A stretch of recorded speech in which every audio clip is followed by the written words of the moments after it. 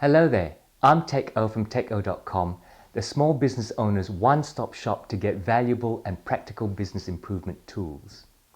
Now, the growth phase of a business is characterized by a rapid increase in sales. Customers have become aware of your business and know how your product or service meets their needs, which all sounds great. However, the characteristics of the growth phase poses a number of challenges. The rapid increase in sales puts pressure on all of your resources. Your cash resources especially come under pressure. The rapid expansion means that your costs go up initially while you try to increase stock levels and hire more people to cope with the demand. Your overheads and running costs increase to manage all this extra activity. At the same time, cash becomes tied up in stock and on accounts receivables. All this leads to a situation where money is needed to be paid out first, often before customers pay their bills. You need to be aware of the effects of growth phase symptoms so that you can manage this phase effectively. I have 7 key financial measures that I believe will help you manage better. They are measurements of strategic points in your business, especially in regard to the cash flow dangers. They are your gross profit ratio, your net profit ratio, your current ratio, your quick ratio, your accounts receivable turnover ratio, your stock turnover ratio, and your wages ratio. Don't worry, we'll go through them in turn. Your gross profit ratio is simply your profit after the direct cost of sales divided by your sales. This tells you how much you have left per sale to meet your overheads like wages, rents, and power. Your gross profit ratio helps you measure if you're making enough in each sale and how much in sales you have to make in order to cover all your expenses or break even. Similar to the gross profit ratio is your net profit ratio.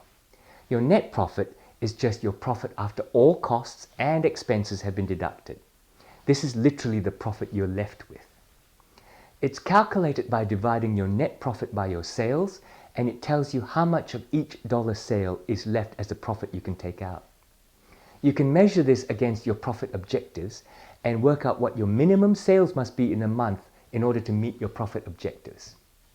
You can certainly monitor this from month to month and to make decisions about cutting overhead costs or when you can increase staffing and so on. Both the gross profit and the net profit ratios tell you how profitable you are, but profit isn't everything if you're not solvent. So the current ratio is a solvency ratio. It tells you how much in reasonably quickly convertible to cash assets you have to pay what you owe people. You calculate it by taking your total current assets and dividing it by your total current liabilities. An average good current ratio should be in the range of $2 for every $1 current liability. However, if your current ratio is any less than 1 to 1, you are likely to be facing a severe cash crisis. Monitor this month by month. If it gets any worse than the previous period, then get to the bottom of it quick. It may be because of an unusual circumstances. However, if you can see that it's caused by reduced sales or increased costs or something like that, you need to jump on it immediately. But while your current ratio is an early indicator of a cash squeeze, it doesn't tell you how soon that cash crisis becomes imminent. That's because it assumes all current assets are convertible to cash within 12 months. What you need is a measure that tells you how much cash you have now to cover your liabilities.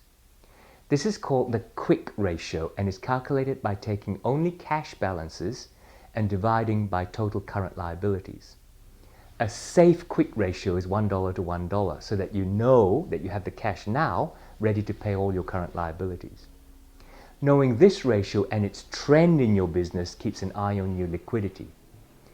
It is an important fact to note that a profitable business can have poor liquidity because despite the increase in sales and the profit that arises from these sales, the cash is converted to slow-paying accounts receivables or slow-moving stock, and all your profits could be sitting on the shelves and in your ledger rather than the bank.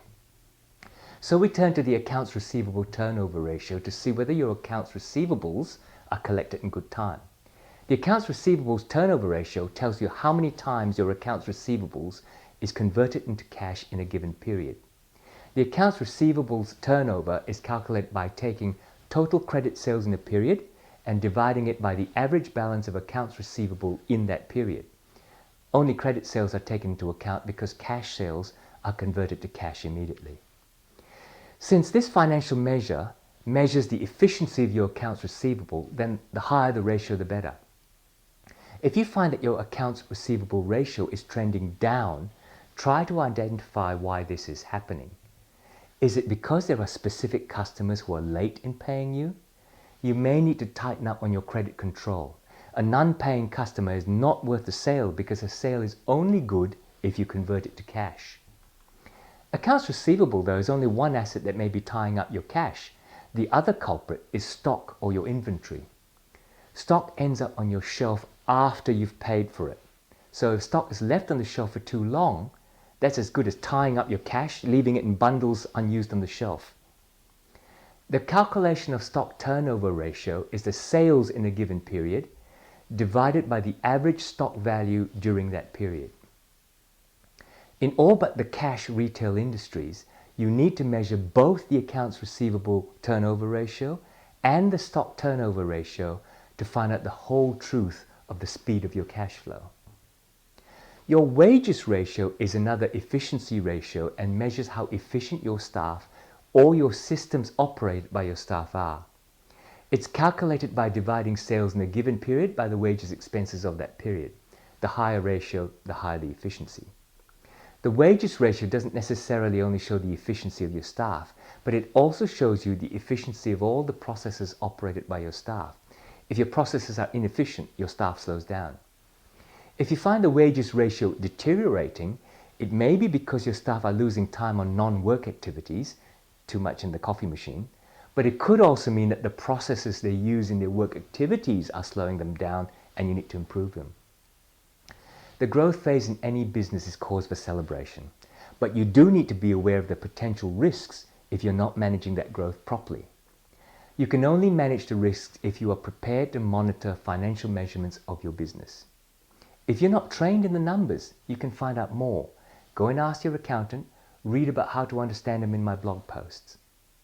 Go to Techo.com and add yourself to our list so that you get these practical business improvement tools to grow your business. I'll see you soon.